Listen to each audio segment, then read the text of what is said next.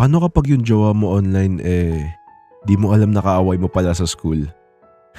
Ganyan kasi yung nangyari sa akin. Hi, ako si Jay. 18 years old na ako at mag-grade 11 na ako sa pasukan. Actually, hindi ako excited pumasok kasi lagi naman ako nabubuli. Hindi naman kasi ako gwapo or hindi din maganda yung humor ko. Pero kahit ganito may girlfriend naman ako. Well, technically, online girlfriend. Since di ko pa siya nakikita buong buhay ko. Mag-iisang taon na kami ni Kimiko. Nakilala ko lang siya sa Discord. Nagsimula yan nung naghahanap ako ng kalaro.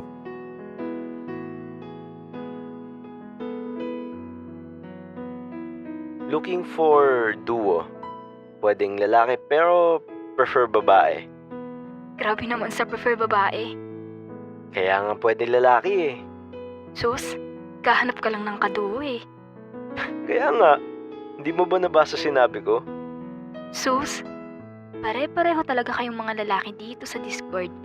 Lo, nadamay pa nga ako. Naghahanap lang naman ako ng kaduo. Lahat naman kayo naghahanap ng kaduo eh. Tapos iiwan din after magsawa. Or worst, ipagpapalit nyo pa kami sa nakilala nyo ng in-game. Kalma lang te. Bakit ba? Iniwan ka ba ng kaduo mo? Wala ka na dun. So, pwede ka ba maging duo? Lo, anong connect? Naghahanap nga ako ng kaduo. Bigla ka naman nag-reply. So, gusto mo ba ng kalaro? Laro lang ah. Oo naman. Sige, one game lang. Dami pang sinasabi no? Makikipaglaro din naman pala. So ayun, yun yung naging kwento namin kung paano kami nagsimula ng online girlfriend ko. Halos maghapon magdamag kami naglalaro ng iba't ibang online games. After ng isang buwan namin ng paglalaro nahulog din kami sa isa't isa.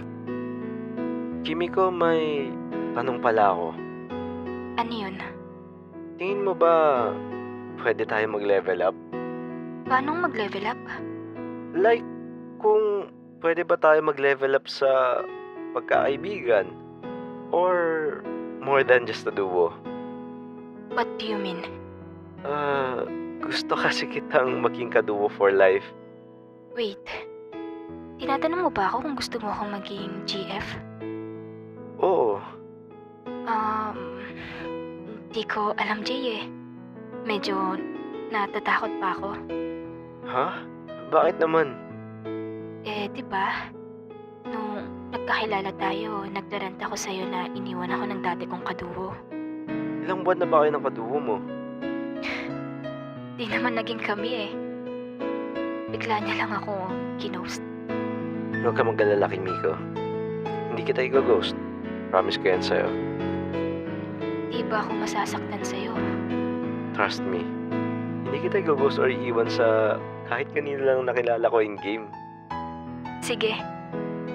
What do you mean, sige? Sige. Pumapayag na ako maging GF mo. Yes! Kala ko tatanda na lang ako naglalaro mag-isa eh. Bakit? First girlfriend mo ba ako? Oo. Ikaw lang din yung kauna-unahang babae na nakilala ko or nakausap ko ng ganito katagal. Magtitiwala ako sa Jay ah. Promise. Hindi kita papabayaan. After ko siyang pasagutin umabot kami ng ilang buwan na naglalaro. And syempre, napunta na din kami sa usapang personal life namin. Jay, open cam tayo. Ang tagal na nga pala natin naglalaro pero di pa tayo nakikita kahit sa cameraman lang. Ay, shy type ako eh. Tsaka na lang, Kimiko. Ay, hindi ka ba komportable sa akin? Comfortable naman ako. Kaso lang kasi hindi pa ako ready magpakita. Bakit naman? Wala akong confidence sa sarili ko eh. Ganun ba? Sige, okay lang naman. Sa susunod na lang tayo mag-open cam. Thank you for understanding, Kimiko. By the way, Jay, taga saan ka nga pala? Ako? Ano, sa Caloocan? Hindi ko alam bakit ko sinabing taga-Caloocan ako kahit taga-QC lang naman ako. Siguro, natakot lang din ako na baka malapit lang siya sa akin. Kalookan. Taga-QC lang ako. Sabi na eh. Feel ko kasi malapit lang siya sa akin eh. Natatakot din kasi ako na baka mag-aya to ng meet-up.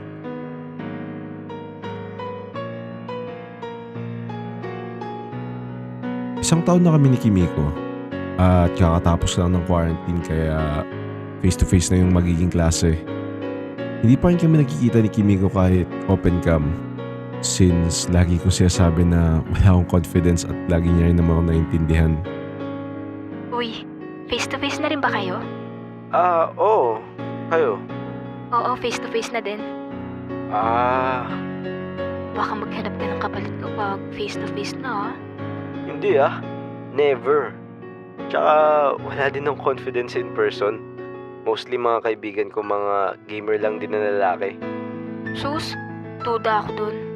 May magkakagusto sa'yong babae din in class. May magkagusto man or wala, ikaw lang ang gusto ko. Actually, hindi na ako nag-expect na may magkakagusto sa akin eh. Alam ko naman na mag-isa lang ako lagi sa likod ng classroom. Swerte pa nga pag may kaibigan ako eh. First day ng school nun at nakaupo lang ako sa pinakalikod ng classroom nang biglang may nambatok kagad sa akin. Hoy, ba't ka nakaupo dyan? Ay, sorry po. Umalis ka nga dyan. Magkakatabi kami ng mga kaibigan ko dito sa likod. Sorry po. Alis na po. Teka, saan ka pupunta? Dun po sa gitna. Patupo ka sa gitna. Matalino ka ba? Bakit po? Eh, dyan uupo mga kokopyahin namin matalino eh. Doon kayo mga weirdo sa harap. Sige po. Sorry po. Sabi na eh. First day pa lang ng school may nambubuli na agad sa akin. Pero may twist lang ngayon. Lahat kasi sila nambubuli sa akin puro lalaki. Ang kakaiba lang ngayon, babae ang nambubuli.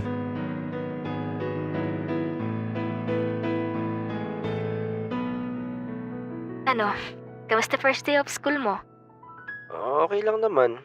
Parang normal of first day of school lang. Wala ka namang nakitang maganda doon. Hindi naman ako nakatingin kahit kanino eh.